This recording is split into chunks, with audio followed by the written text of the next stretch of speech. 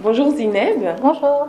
merci beaucoup d'avoir accepté l'invitation ISUL et on est vraiment très ravis de te recevoir aujourd'hui. Avec plaisir.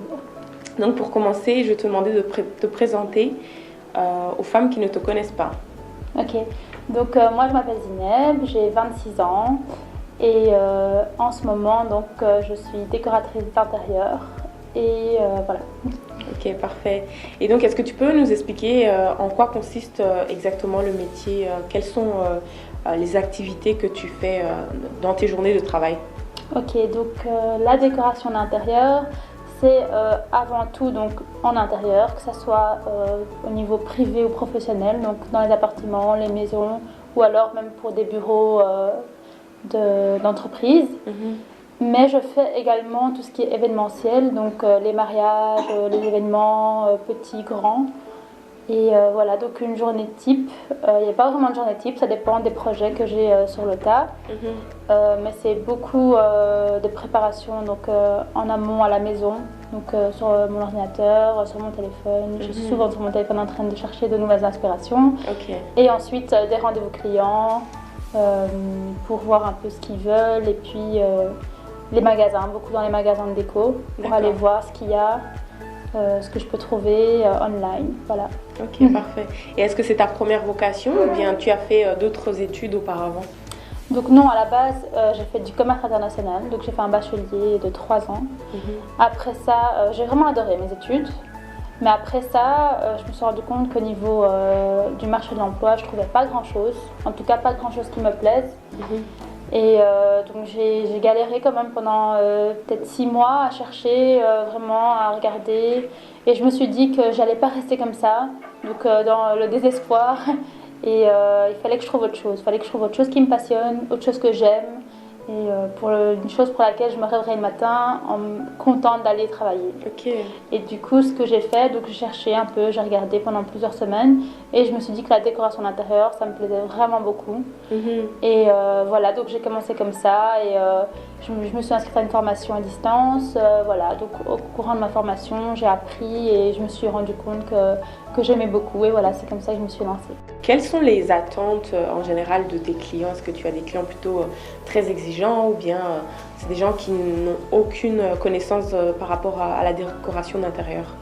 En fait, maintenant que tu poses la question, je me rends compte que pour les intérieurs, les clients sont un peu moins exigeants que pour les événements. C'est normal parce que par exemple pour un mariage, on a généralement, nous les femmes, des idées bien précises de ce qu'on veut. Et donc là, c'est vrai que les exigences, elles sont un peu plus strictes, on va dire. Parce que voilà, je veux que ça soit comme ci, comme ça, il faut autant de fleurs, Enfin, c'est plus dirigé, on va dire, la déco. Je peux, bien sûr qu'il y a toujours ma créativité à moi que j'apporte, que le client adhère ou pas, mais généralement, ça a toujours bien fonctionné. Mais pour les événements, c'est plus strict. Et pour les intérieurs, c'est plus moi qui arrive avec des idées, parce que généralement, les gens ne savent pas ce qu'ils veulent. Ils disent juste, j'aime bien cette couleur-là, j'aime cette couleur-là. J'ai vu que c'était à la mode le scandinave par exemple, ça tout le monde aime en ce moment. Mais donc là, il faut plus les diriger. Voilà, donc exigence, ça dépend. D'accord, ok. Par exemple, admettons, un couple vient te voir, ils viennent de déménager, ils n'ont encore rien acheté, ils n'ont aucun meuble et ils te demandent simplement, nous on veut avoir un appartement, une maison agréable. On se sent vraiment bien quand on rentre chez nous. Quels sont les éléments que tu vas prendre en considération? Déjà, pour moi, la pièce principale, c'est vraiment le salon, donc le living. Donc là, il faudra vraiment miser sur le cosy, pas trop strict dans le sens pas de fauteuil en cuir ou alors un fauteuil en tissu avec beaucoup de coussins, des plaids, vraiment une atmosphère chaleureuse en fait, pour faire qu'ils se sentent bien dans leur pièce principale parce que c'est là qu'on reçoit, c'est là qu'on passe le plus de temps devant la télé, etc. Donc plus dans le cosy, en fait, vraiment miser sur ça et en restant moderne, bien sûr. Donc voilà.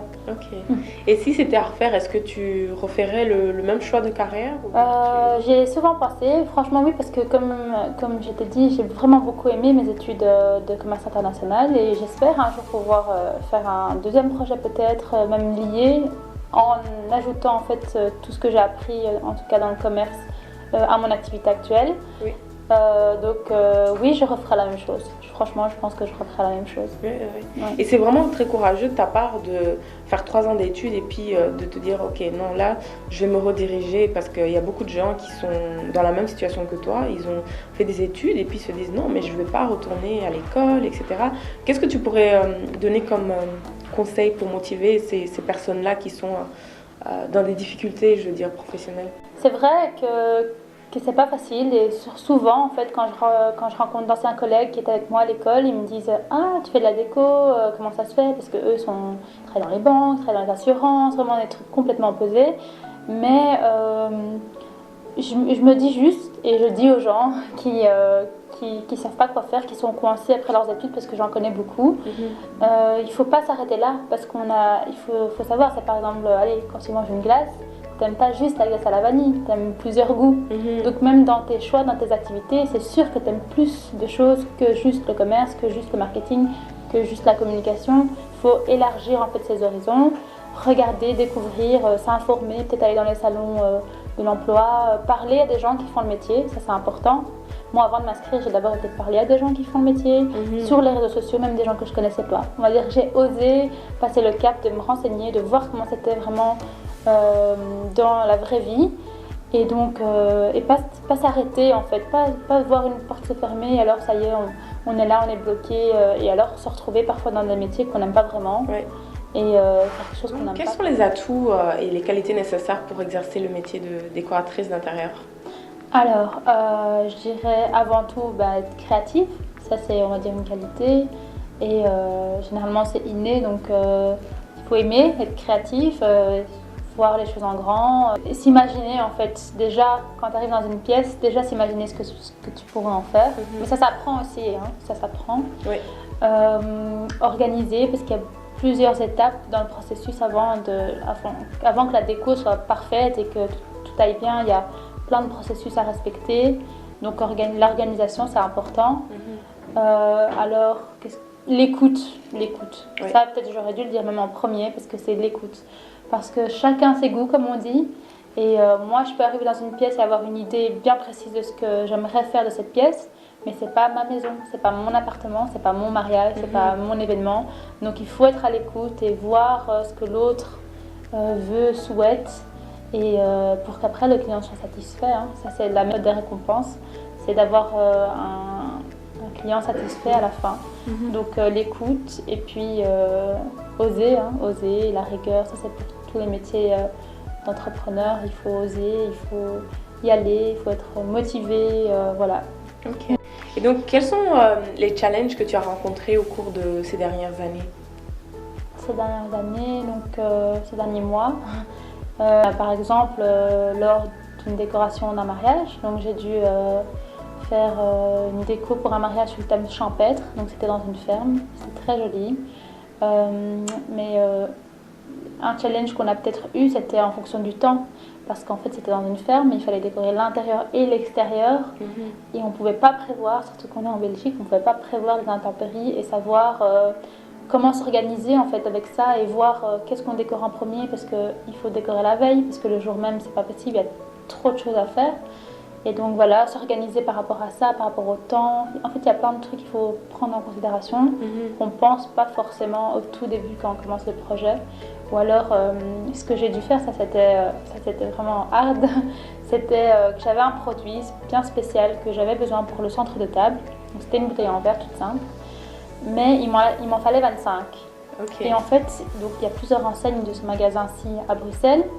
Mais donc j'y vais une fois, je vois le produit et on ne l'achète pas directement. D'abord on envoie au client, on montre si le client ça lui plaît ou pas.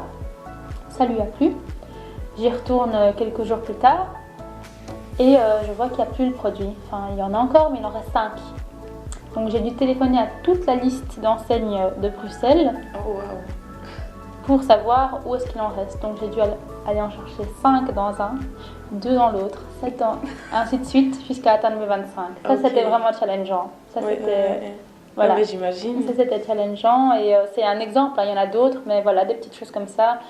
Parfois, on ne sait pas penser à tout non plus. Donc, le mieux, peut-être, c'est de dresser des listes des listes pour mieux s'organiser et voir ce qu'on a fait, ce qu'il nous reste à faire. D'accord. Voilà. Et où est-ce que tu te vois dans 5 ans? Où est-ce que tu vois ton projet dans 5 ans? Wow.